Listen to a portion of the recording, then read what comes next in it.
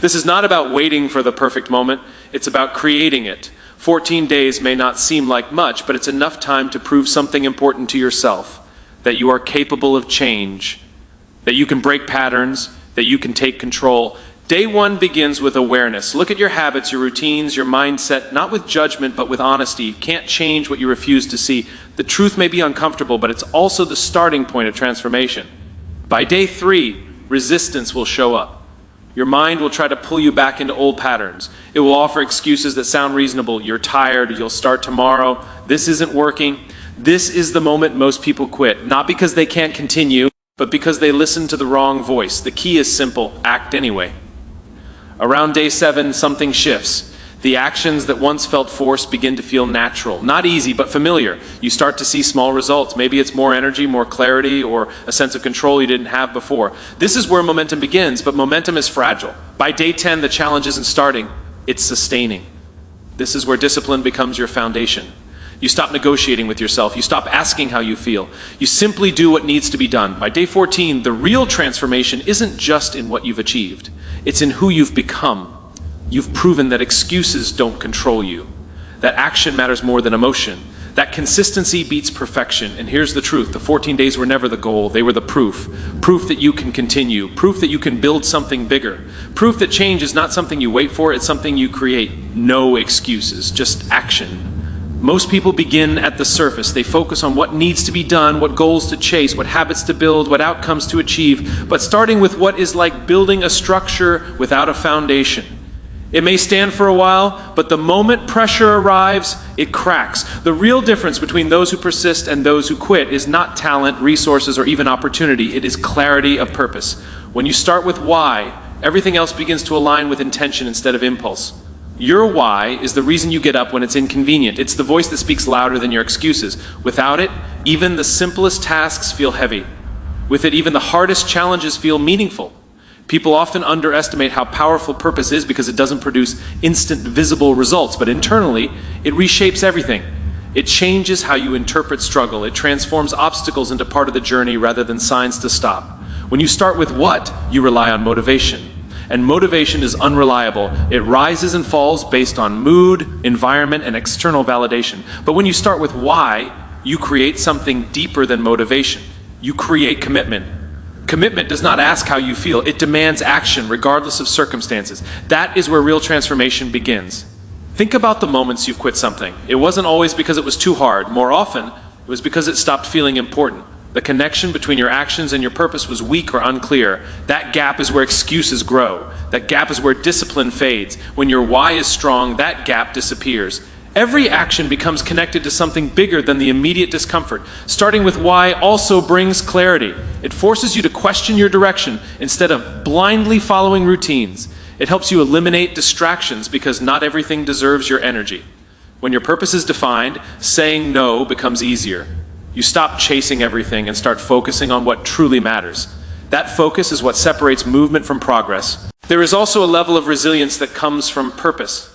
When things go wrong, and they will, your why becomes your anchor. Without it, failure feels like the end. With it, failure becomes feedback. You don't stop because something didn't work. You adjust because your reason is bigger than a single setback. That mindset is what keeps people moving forward when others give up. Many people avoid defining their why because it requires honesty. It forces you to confront what truly matters to you, not what others expect from you. It challenges you to look beyond comfort and convenience. But that discomfort is necessary. Because once your why is clear, your path becomes harder to ignore. You can no longer pretend you don't know what needs to be done. When you lead with why, you also influence others differently. People don't connect with tasks or instructions, they connect with meaning. Whether in personal growth or leadership, purpose creates trust. It builds belief. It turns actions into something that others can understand and follow. That is how impact grows beyond just yourself. At its core, starting with why is about ownership. It's about choosing your direction instead of drifting into it. It's about making decisions based on purpose rather than pressure.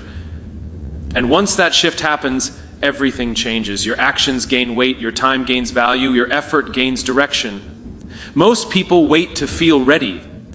They wait for the right mindset, the right energy, the right moment when everything aligns. But that moment rarely arrives. Mood is unstable by nature. It shifts with sleep, environment, emotions, and circumstances. If your actions depend on how you feel, your progress will always be inconsistent.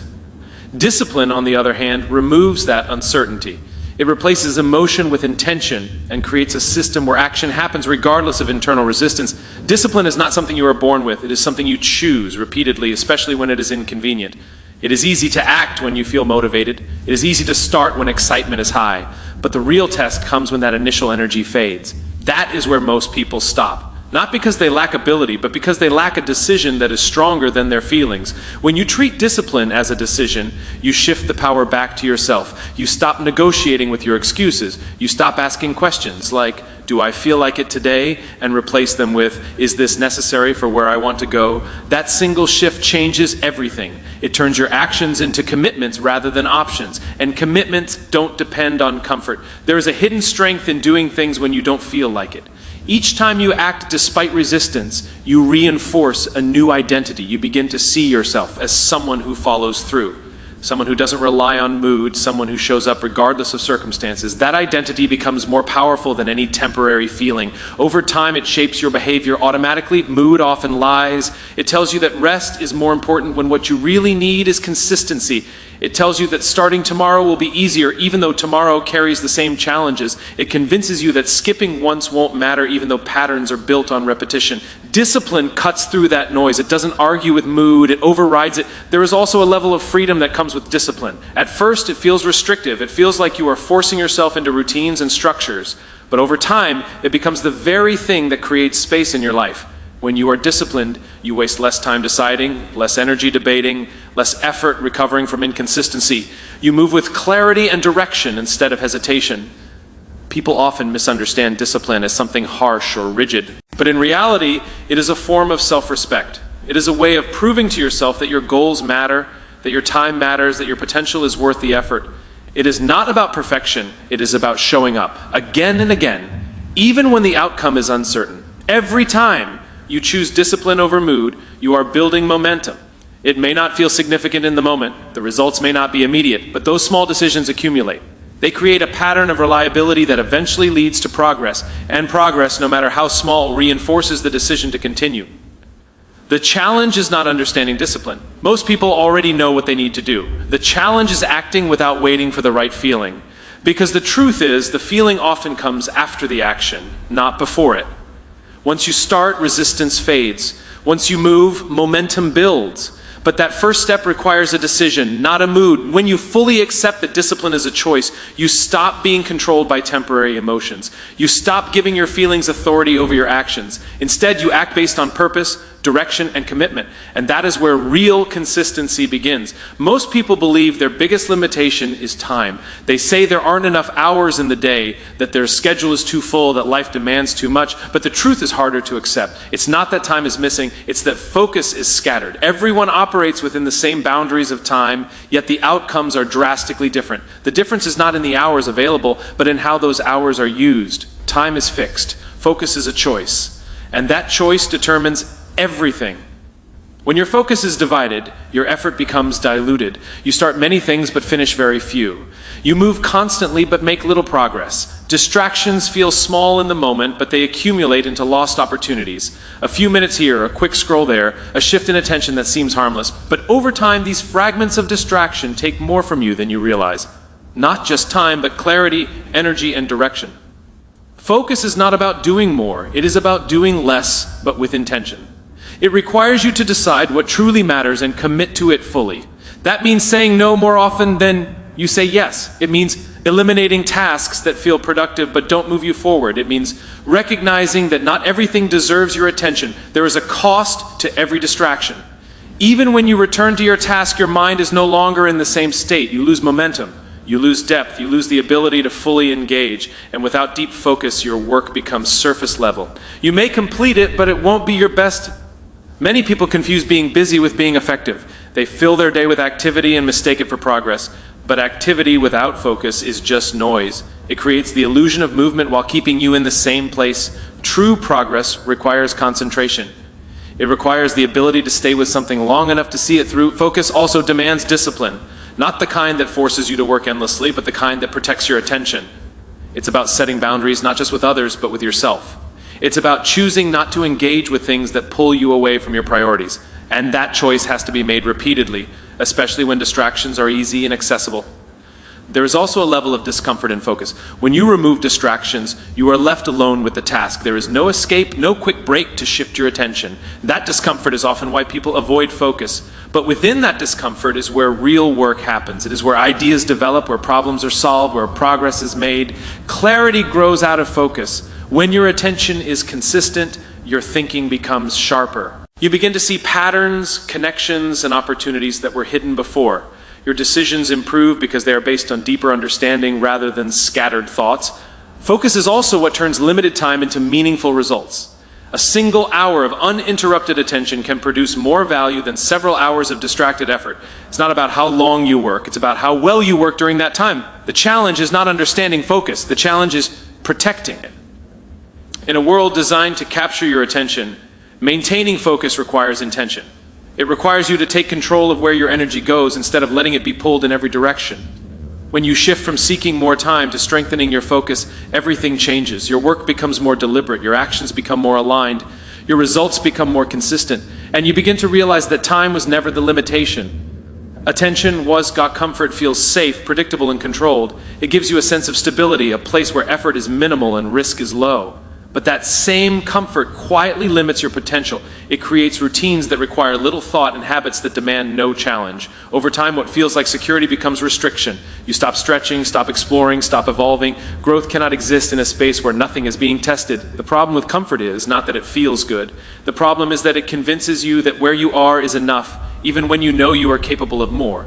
It encourages you to settle into patterns that don't push your limits. It replaces curiosity with routine and ambition with maintenance. And without realizing it, you begin to trade long-term progress for short-term ease. Growth requires friction. It demands that you step into situations where outcomes are uncertain and results are not guaranteed. That uncertainty is uncomfortable by nature. It challenges your confidence, exposes your weaknesses, and forces you to confront what you don't yet know. Most people avoid that feeling, not because they lack ability, but because they associate discomfort with failure instead of progress. Every time you choose comfort over challenge, you reinforce a pattern. You teach yourself that avoiding difficulty is acceptable. That pattern becomes a habit, and that habit becomes a mindset. Eventually, even small challenges feel overwhelming because you have trained yourself to stay within familiar boundaries. What once required courage now feels impossible simply because it is unfamiliar. On the other hand, when you consistently move toward discomfort, something shifts. The fear doesn't disappear, but your relationship with it changes. You begin to see it as a signal rather than a threat. A signal that you are stepping into something new, something that has the potential to expand your capabilities. That perspective turns discomfort into a tool rather than an obstacle. There is also a hidden confidence that comes from facing discomfort repeatedly. Not the kind that is loud or obvious, but a quiet certainty that you can handle what comes next. Each challenge you face adds evidence that you are capable of adapting, learning, and improving. That evidence builds resilience, and resilience becomes one of your greatest strengths. Comfort often disguises itself as preparation. It tells you that you need more time, more knowledge, more certainty before you act. But in reality, it is delaying action. Growth does not come from waiting until you are ready. It comes from acting before you feel ready and learning along the way. The longer you wait, the stronger the comfort zone becomes. There is also a cost to staying comfortable that is not immediately visible. It is the cost of missed opportunities, unrealized potential, and untested abilities. You may not feel that cost today, but over time, it accumulates. It shows up as regret, as questions about what could have been, as a sense that you held back when you should have moved forward. Breaking out of comfort does not require extreme changes. It begins with small decisions, choosing the harder option when the easier one is available, taking a step forward when hesitation appears, speaking up when silence feels safer. These moments may seem insignificant, but they build a pattern of action that gradually expands your limits. Discomfort is not something to eliminate, it is something to use. It provides feedback about where your boundaries are and, more importantly, where they can grow. The more you engage with it, the more those boundaries shift. What once felt difficult becomes manageable. What once felt impossible becomes achievable. When you understand that comfort limits growth, your perspective changes. You stop seeking ease as the primary goal. Instead, you start seeking challenge. Knowing that within it lies progress, you begin to measure your days not by how easy they were, but by how much they pushed you beyond your previous limits. Responsibility is often misunderstood as a burden, something that limits choice and adds pressure. It is seen as weight, as obligation, as something that restricts movement. But in reality, responsibility does the opposite. It creates freedom. Not the kind of freedom that comes from avoiding effort, but the kind that comes from control. When you take responsibility, you take ownership of your direction, your actions, and your outcomes. Avoiding responsibility may feel easier in the moment. It allows you to shift blame, to point at circumstances, people, or timing as the reason things are not working. It creates temporary relief because it removes pressure from your shoulders. But that relief comes at a cost. When you give away responsibility, you also give away control. Your progress becomes dependent on factors outside of you, and that dependency limits your ability to change anything. Taking responsibility is not about accepting fault for everything that happens. It is about accepting that your response to what happens is always within your control. That distinction is important. You may not control every situation, but you always control your decisions within it. And those decisions shape your path forward. When you choose responsibility, you stop waiting. You stop expecting someone else to fix, improve, or change things for you. You begin to act. That shift from waiting to acting is where freedom begins, because action creates options. It opens paths that would not exist if you remain passive. Even small actions create movement, and movement creates opportunity. Responsibility also brings clarity. It forces you to look at your situation honestly, without distortion. It removes excuses and replaces them with choices. Instead of asking why something is happening to you, you begin to ask what you can do about it. That question leads to solutions instead of frustration. It turns problems into challenges that can be addressed rather than obstacles that feel permanent. There is a level of confidence that comes from taking responsibility, not because everything becomes easy, but because you trust yourself to handle what comes next. You no longer rely on perfect conditions. You rely on your ability to adapt, to learn, and to respond. That confidence is not built through comfort. It is built through consistent ownership of your actions. Responsibility also strengthens discipline. When you know that your results are tied to your actions, it becomes harder to ignore what needs to be done. You become more intentional with your time, your energy, and your decisions. You stop treating your goals as optional and start treating them as commitments. That shift increases consistency and reduces hesitation. Many people resist responsibility because it removes excuses. It leaves no place to hide from the truth of your actions. But that is exactly why it is powerful. When excuses disappear, progress becomes possible. You are no longer stuck in a cycle of blame and inaction. You are moving, adjusting, improving. Freedom is often thought of as having no constraints. But real freedom comes from having the ability to create change. And that ability is directly tied to responsibility. The more ownership you take, the more influence you have over your life. The less ownership you take, the more your life is shaped by external forces. There is also a sense of purpose that comes with responsibility. When you take ownership, your actions become meaningful. You are not just reacting to circumstances, you are shaping them. That sense of purpose creates direction, and direction creates momentum. Responsibility does not make life easier, it makes it clearer. It shows you where you stand and what needs to be done. And within that clarity is the opportunity to move forward with intention instead of hesitation. Big goals often create hesitation. They feel distant, complex, and overwhelming. You look at the gap between where you are and where you want to be, and it seems too wide to cross. That feeling leads to delay. You wait for the perfect plan, the perfect timing, or a surge of motivation strong enough to carry you forward. But momentum does not begin with big moves. It begins with small, consistent actions that seem almost insignificant in the moment. The power of small actions lies in their simplicity. They are easy to start, easy to repeat, and difficult to avoid when you commit to them. While large efforts demand energy and preparation, small steps require only a decision. That decision removes friction, it lowers resistance, it allows you to begin without overthinking the outcome. And starting, no matter how small, is what breaks inertia. Momentum is not something you wait for, it is something you create. Each small action sends a signal to your mind that you are moving forward. That signal builds confidence even if the progress is not immediately visible. Over time, those signals accumulate. They form a pattern of behavior that becomes easier to continue than to stop. What once required effort begins to feel natural. There is a misconception that small actions do not matter because they do not produce instant results.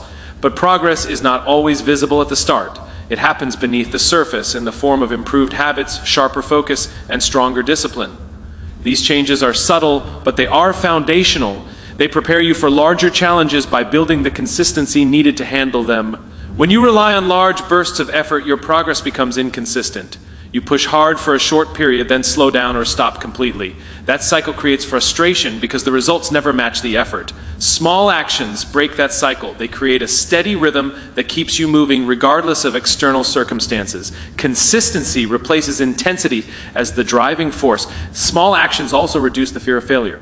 When the step is manageable, the risk feels lower. You are more willing to try, to adjust, and to continue even if the result is not perfect. That willingness to keep going is what builds resilience. Instead of stopping when something goes wrong, you adapt and take the next step. That process strengthens your ability to handle challenges over time. Another advantage of small actions is their ability to compound. One action may not seem impactful, but repeated over days and weeks, it creates significant change. The effect is gradual at first, almost unnoticeable. Then it begins to accelerate. What once felt slow starts to gain speed. That is the nature of momentum. It builds quietly, then becomes difficult to stop. Discipline plays a key role in maintaining small actions. It is easy to underestimate them because they feel minor. You may think skipping one day does not matter, but consistency is what gives small actions their power. When you break that consistency, you weaken the momentum you have built. The challenge is not the size of the action, it is the commitment to repeat it without interruption. There is also a shift in identity that comes from consistent small actions. You begin to see yourself as someone who follows through, someone who shows up daily, someone who moves forward regardless of circumstances. That identity reinforces the behavior. It makes it easier to continue because it aligns with how you see yourself. Momentum changes how you experience effort. What once felt difficult becomes manageable. What once required discipline becomes habit. You spend less time convincing yourself to act and more time actually taking action.